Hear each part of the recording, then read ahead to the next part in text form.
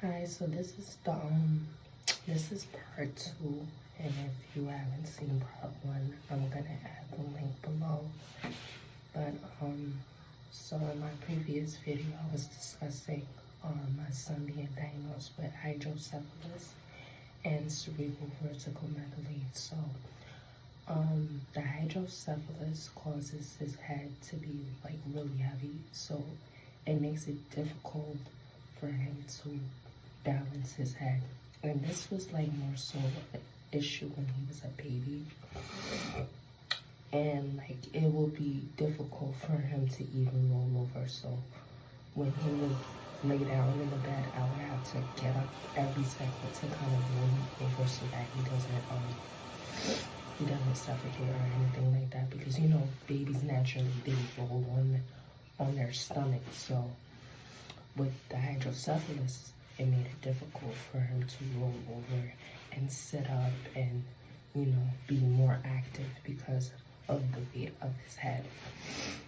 Now, in June of 2020, he had gotten surgery to remove the cysts and the excess fluids. And from that point on, he's been seeing the surgeon that did the surgery during that time frame. And then fast forward to this year, no, matter of fact, it was like 2023, he started seeing a neurologist. So that doctor before was a neurosurgeon that performed the surgery, but now every 6 months he sees a neurologist that makes sure it's like basically his head is growing normally. So far, so good. I haven't had any worries about his head growing abnormally. He's growing just fine. The main thing I have now is, as he's getting older, I'm noticing like other medical conditions have been showing up. Like currently right now, I think my son has a behavioral issue because whenever he gets upset, he will bang his head on anything. It don't matter if it's the wall, anything that's close proximity. So I just recently I bought him a helmet to protect his head from and his face from being injured. I had one of my previous videos that I mentioned that he injured his face because he was banging his head so often. He banged his head on his foot, and I had to take him to the hospital because after school, like he gets picked up from the bus, and after school he goes straight to after school. They drop him straight to after school. So when the after school provider contacted me and was like, "Did you notice that his face was like that?" I'm like, "I didn't notice." And it seemed like it's something that kind of possibly happened over time, because you know, you can only imagine like if you're hitting your face or you're hitting a part of your body non-stop in the same spot, it's gonna show up.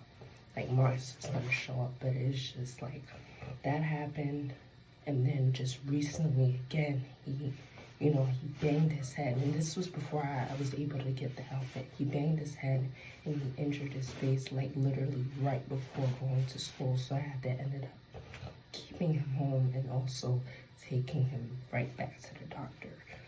So currently I'm just like, when he goes out or he goes to school, I just send him with a helmet on just to protect him from injuring himself. But it's just like there's still times like if I'm cooking or making breakfast, like he will bang his head, but just like I only take the helmet off now like when he goes to sleep and he's already in a deep sleep, so I take the helmet off.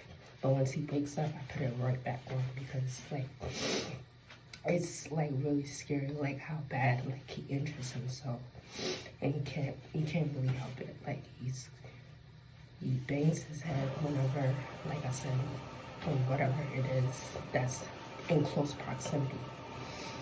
And that's why I believe like he may very well have a behavioral issue. And I had brought it up to his doctor when he was younger, because I kind of noticed it then too, but it seemed like they kind of like was like, you know, he's still growing, and we'll just have to see when he get older. But like it's something like I really like. I noticed it like like there's like something that needs to be done about it. Like I feel like the sooner the better.